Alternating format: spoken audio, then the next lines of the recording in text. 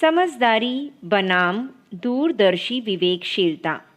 लेखक पंडित श्रीराम शर्मा आचार्य। मानवीय गरिमा कुछ ऐसे गुणों पर निर्भर है जिन्हें जीवन में उतारा जा सके तो मनुष्य अपने जीवन को सार्थक बना सकता है।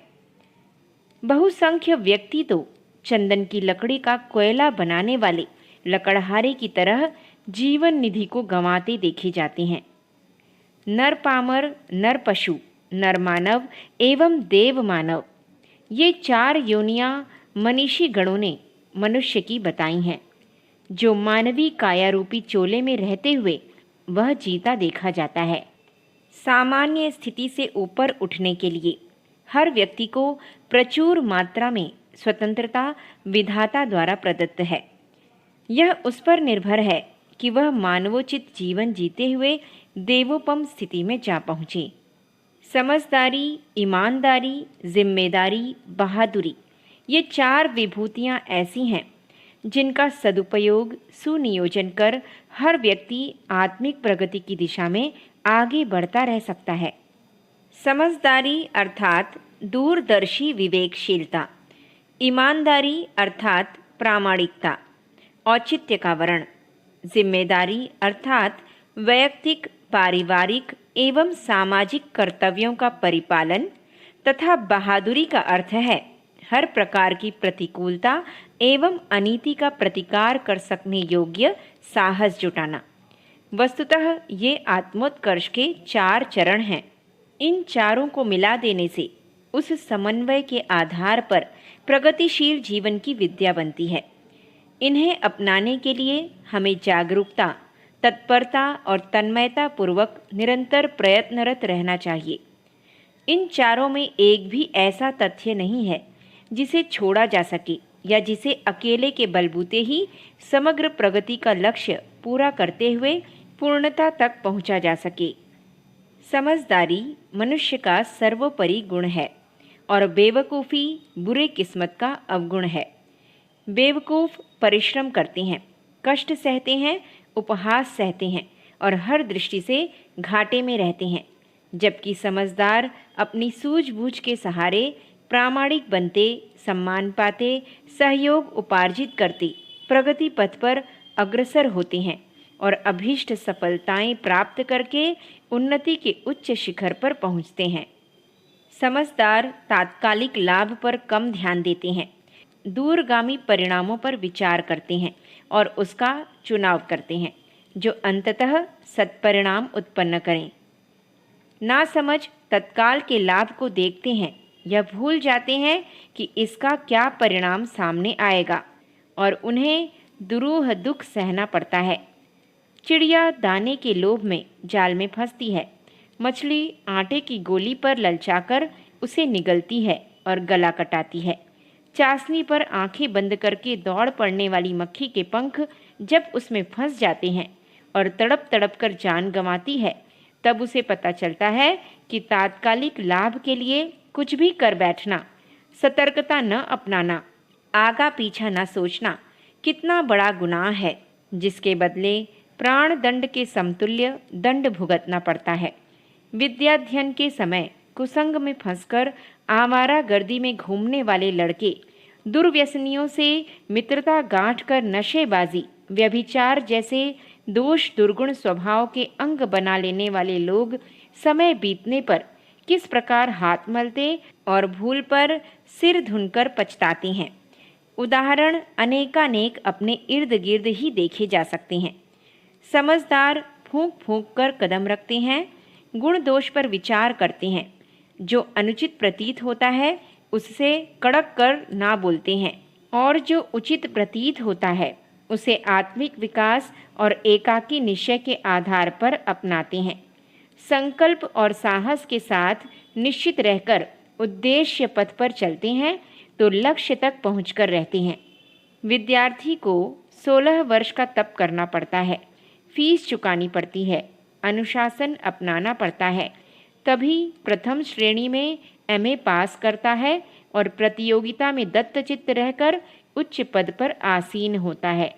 किसान घर का बीज बिखेर देता है, 6 महीने कठोर श्रम करता और पसीना बहाता है। फसल आने पर अनाज वैभव से कोठे भी भरता है।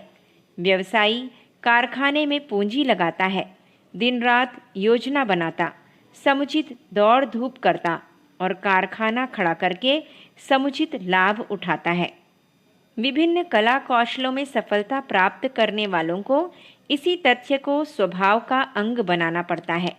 उतावले, अस्थिर, आलसी, प्रमादी, समस्त सुविधाएं होते हुए भी घाटे पर घाटा सहते हैं, धूर्तों द्वारा ठगे जाते हैं और लापरवाही के कारण अपनी संचित प्रतिष्ठा भी गंवा बैठते और दर दर की ठोकरें खाते हैं।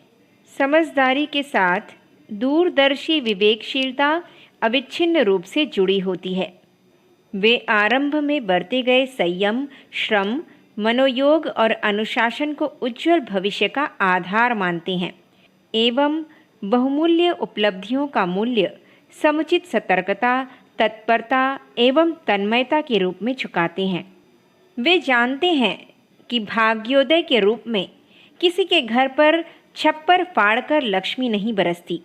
जो अपना दायित्व जिस तिस के कंधों पर डालकर स्वयं पल्ला झाड़ अलग होना चाहते हैं, उन्हें अपयश ही मिलता है और साथियों पर अयोग्यता का या विश्वासघात का दोष मढ़ना पड़ता है।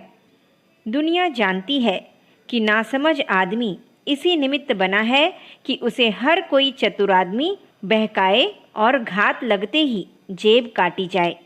समझदारी दैवी अनुदान नहीं है।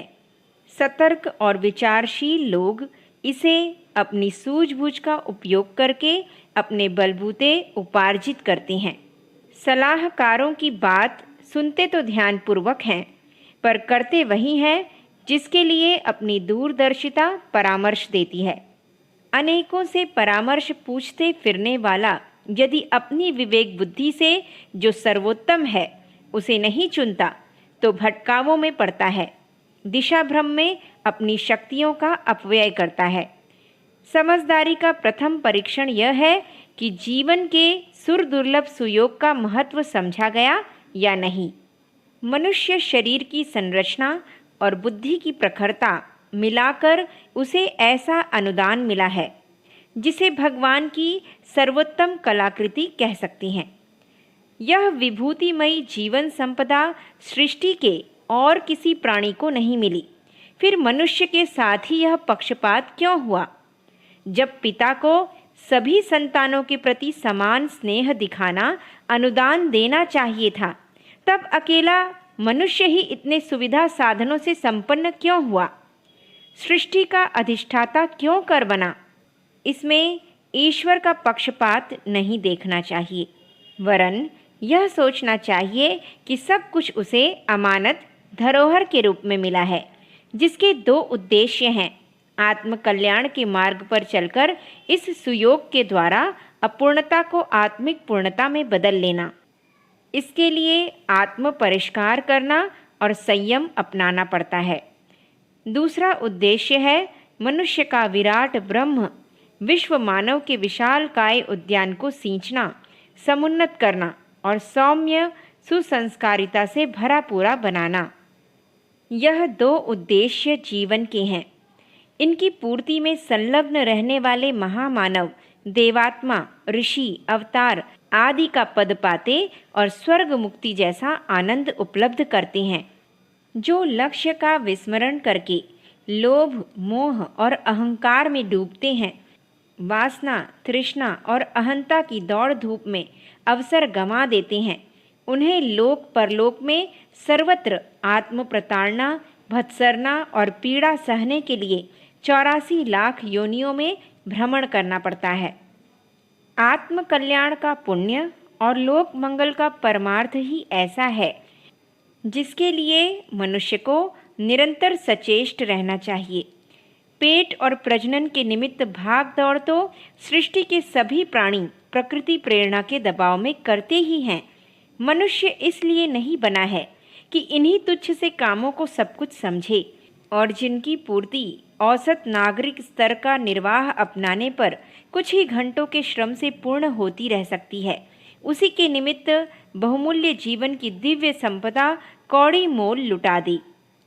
जो इतना कुछ सोच पाते हैं वे मानवीय गरिमा के अनुरूप गतिविधियां अपनाते हैं और महामानवों के राजमार्ग पर चलते हैं। दिग्भ्रांत लोग तो नर पशुओं से भी एक कदम आगे बढ़कर नर पिशाचों जैसी अपराधी प्रवृत्ति अपनाते हैं, अपने लिए और असंख्यों के लिए संकट उत्पन्न करते हैं। इसे नासमझी का उन्माद ही कहना चाहिए। यहाँ अगर समझदारी काम दे गई होती तो समान परिस्थितियों में जन्मे व्यक्तियों की भांति महामानव स्तर की भूमिका निभ गई होती। उल्टा मार्ग छोड़ा और वाल्मीकि अंगुलीमाल बिल्वमंगल जैसा पलटा खाया होता। यह बुद्धि पर चढ़ा उन्मादी व्यामोह ही है जो मनुष्य जीवन जैसे अनुपम सुयोग को कीचड़ से भी गए बीते स्तर का दुर्गंधित कुरुचिपूर्ण बना देता है। कहा जाता है कि संसार में 1.5 अक्कल है, जिसमें से एक हर व्यक्ति अपने अंदर मानता है और आधी सारी दुनिया के हिस्से में आई है, ऐसा मानता है। दुराग्रह का यही कारण है कि जो भी अपनी समझ में बैठ गया उसे सर्वोपरि माना गया और दूसरे द्वारा प्रस्तुत किए गए तर्कों को, तथ्यों को उपेक्षापूर्वक हंसी में उड़ा दिया गया। यही वह मूढ़ता या हटवादिता है जिससे हम किसी सही निष्कर्ष पर पहुंचने में समर्थ नहीं हो पाते। जब अधिकांश की यही स्थिति है तो निष्पक्ष विचार विनिमय द्वारा किसी उचित निष्कर्ष पर पहुंचना कैसे संभव हो। आए दिन निजी या सार्वजनिक क्षेत्र में विग्रह इसी कारण खड़े होते रहते हैं और उनका कोई उपयुक्त समाधान नहीं निकल पाता। इस हटवादिता के रहते किसी न्यायोचित बुद्धि संगत निष्कर्ष पर पहुंच सकना किस प्रकार संभव हो और कलह विग्रहों के कारण जो आए दिन रक्तपात होते हैं उनका हल कैसे निकले।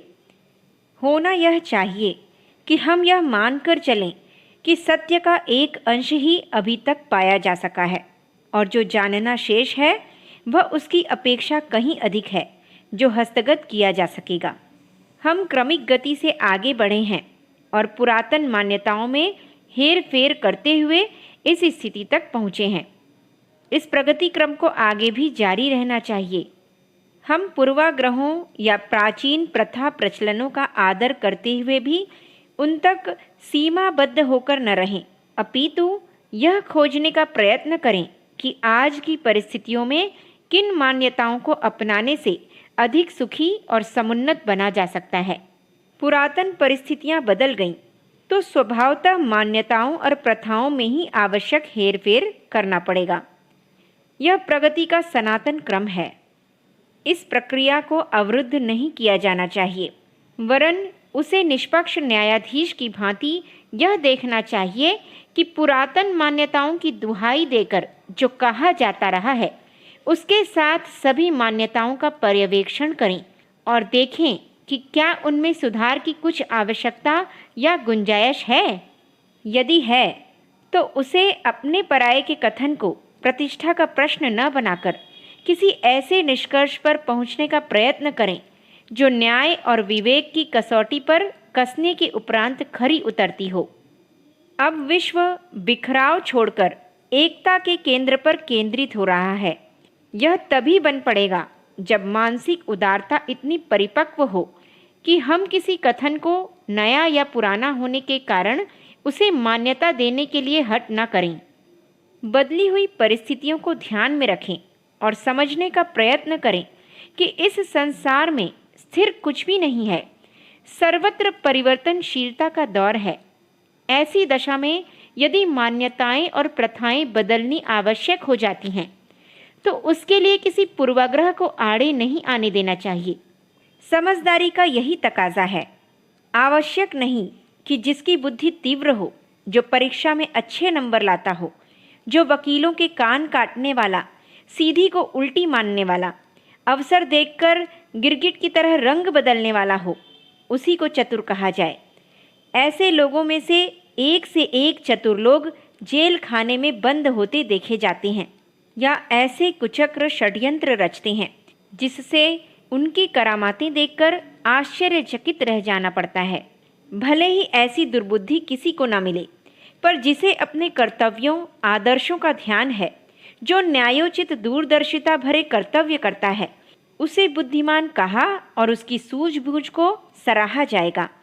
ऐसी समझदारी उनमें भी हो सकती है जिन्हें मंदबुद्धि या संपन्नता की दृष्टि से निर्धन कहा जाए। हमें इस स्तर की समझदारी का संचय अपनी आत्मा और हृदयगत भाव संवेदना के आधार पर करना चाहिए।